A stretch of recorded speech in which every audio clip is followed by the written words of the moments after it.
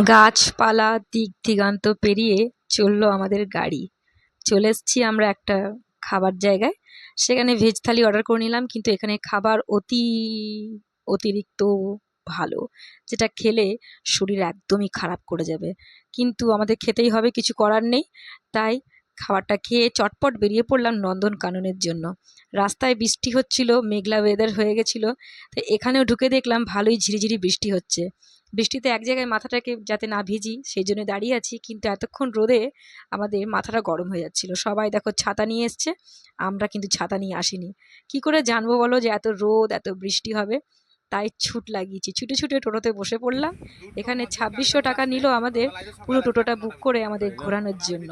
তো চলো আমরা যাই জঙ্গলের ভেতরে বাঘ দেখতে, দেখি বাঘ দেখা হয় কি না। বাঘ দেখার উদ্দেশ্যে রওনা দিলাম সবাই মিলে। ঝিরিঝিরি বৃষ্টিতে ওয়েদারটা আরো সুন্দর হয়ে যাচ্ছিল। অদ্ভুত এক ভালো লাগা। নন্দনকানন ঠিক কখন যাবেন বলুন তো? আমরা তো ঠিক সময়ে যেতে পারিনি। তাই আপনাদের উদ্দেশ্যে বলে রাখি যে সেরা সময় হলো অক্টোবর থেকে মার্চ মাস। এই মাসগুলোতে আবহাওয়া মনোরম থাকে, যা পার্কের বাইরে কার্যকলাপ করা বন্যপ্রাণী দেখা যায় এবং তাদের জন্য আদর্শ। পার্কটি খোলা থাকে সকাল 8টা থেকে বিকেল 5টা পর্যন্ত এবং সোমবারে কিন্তু বন্ধ থাকে। এই দেখুন এখানে বসে আছে অনেক হরিণ। হরিণ দেখে তো মন একদম খুশিতে খুশি হয়ে গেল। আমরা বন্যপ্রাণী দেখতে ছুটে এসেছি টিকিট দিয়ে। এখন বন্যপ্রাণী প্রায় হারাতে চলেছে, কিন্তু আমাদের দেশে এখনও তাদেরকে কিন্তু রক্ষণাবেক্ষণ করার জন্য কোনো না কোনো জিওলজিক্যাল পার্ক রয়েছে। তারা না বাঁচলে যে আমরা বাঁচবো না, সেটা কি মানুষ বোঝে? বোঝে না। কিন্তু সরকার তবু এদেরকে বাঁচিয়ে রাখার উদ্যোগে এত বড় একটা চিড়িয়াখানা বাঁচিয়ে রেখেছে। সেখানে কিছু কিছু জায়গা হেঁটে হেঁটেও দেখতে হচ্ছিল, কারণ সব জায়গাতে তো টোটো করে যাওয়া যাবে না, খানিকটা হাঁটতেও হবে।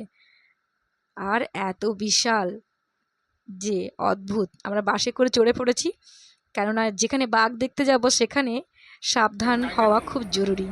তাই বাঘ দেখার জন্য একটা বিশেষ বাস আছে, সেই বাসেই সকলে মিলে উঠে পড়েছি। তো চলো বাঘ দেখতে যাই জঙ্গলে, দেখা পাই কিনা দেখি। নন্দনকানন বিশ্বের প্রথম চিড়িয়াখানা যেখানে সাদা বাঘ দেখা যায়। এখানে বাঘের প্রজনন করানো হয়। নন্দনকানন বিশ্বের ভারতীয় বনরুই একমাত্র সংরক্ষণ এবং প্রজনন কেন্দ্র। নন্দনকানন ভারতের প্রাণী উদ্যোগ, যা world association of zoos and অ্যাকোয়ারিয়ামকে বিলং করে। ওই দেখো হরিণ, হরিণ আর হরিণ আর ময়ূর, প্রচুর ময়ূর ছিল। দেখো হরিণগুলো কেমন ছুটে চলেছে গাড়ি দেখে। বাঘ মামার কি দেখা মিলবে? দেখা যাক বাঘ মামার দেখা মিলে কিনা। হ্যাঁ, ওই তো চলে যাচ্ছে দূরে একটা বাঘ। সবুজ গাছের ভেতর দিয়ে এমন হয় চলে গেল। এখানে দুটি বাঘ ছিল, দুটো বাঘ বেশ চলে গেল জঙ্গলের মাঝখান দিয়ে। এই দেখো হনুমানজি, তিনি এই গাছ থেকে ওই গাছ একদম লাফিয়ে বেড়াচ্ছে, তার শান্তি নেই। আর বাইরে ঝিরিঝিরি বৃষ্টি হচ্ছে। আবহাওয়াটা এত মনোরম হয়ে গেছিল যে যত গরম আমরা কোনারক মন্দিরে পেয়েছি, এখানে এসে কিন্তু ততটাই সুন্দর জলবায়ু পেলাম। চলো এবার ভাল্লুক দেখা যাক, সেখানে আমরা ঢুকে পড়ব। বাসের কাঁচটা জল পড়ে এতটাই ঝাপসা হয়ে গেছে যে সেখান থেকে ঠিক করে দেখা যাচ্ছিল না, কিন্তু তবুও আমরা দেখতে পেয়েছি।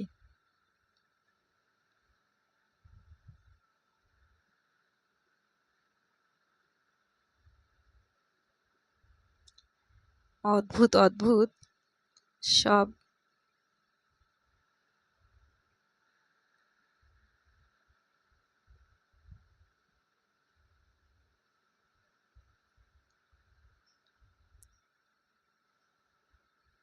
সিংহ মামা চলে যাচ্ছে।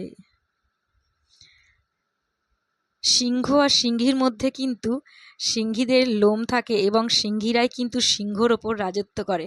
আমরা জানি যে পুরুষ বাঘ বা পুরুষ সিংহ কিন্তু বেশি শক্তিশালী হয়, কিন্তু আসলে এটা ভুল। পুরুষ সিংহ এত শক্তিশালী হয় না, নারী সিংহরাই বেশি শক্তিশালী হয়।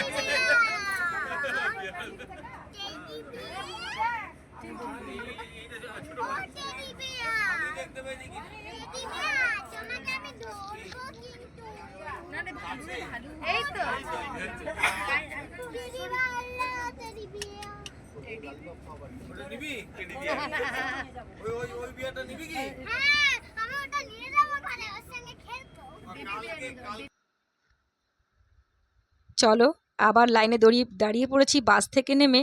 ওই দেখো টোটোটা, এখান থেকে নেমে আমরা লাইনে দাঁড়িয়ে পড়েছি, আবার বাসে করে টোটো করে চলে যাব অন্য জায়গায়। কেননা আমাদের তো বাঘ দেখা হয়ে গেছে, আরও কিছু দেখার বাকি আছে, সেখানেই চলে যাই। এখানে আমরা দেখতে এসেছি আবার বাঘ, সাদা বাঘ। তবে দেখা যাক সাদা বাঘকে আজকে আমরা দেখতে পাই কিনা, কেননা সবসময় তাকে দেখতে পাওয়া যায় না, সে জঙ্গলের ভেতরে থাকে। আর এখানে বাঘ থাকলেই বা সবাইকার যে ওরকম সৌভাগ্য হবে বাঘ দেখার, তারও কিন্তু কোনো মানে নেই। আর বাগানে ঘুরতে বা এরকম জঙ্গলে ঘুরতে কার না ভালো লাগে। ভীষণ মাত্রায় ভিড়ও ছিল এখানে। এখানে জিরাফ, দুটো জিরাফ হাঁটাচলা করছে। জিরাফ দেখলেই না কি অদ্ভুত লাগে, তাদের ঘাড়টা কত লম্বা যেন না, দোতলা অবধি তাদের ঘাড়টা চলে যায়। এখানেও রয়েছে, এখানে ইমু রয়েছে, এই দেখো ইমু।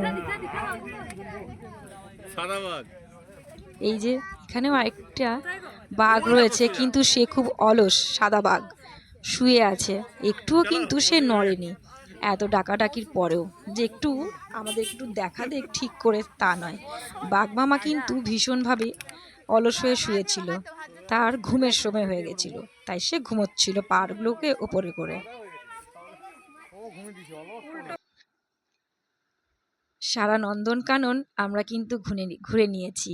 এই চিড়িয়াখানাটা অদ্ভুত একটা চিড়িয়াখানা, যেটা ঘুরতে ভীষণ ভালো লাগলো, দারুণ লাগলো। সন্ধে হয়ে আসছে, 5টার পর তো গেট বন্ধ হয়ে যাবে।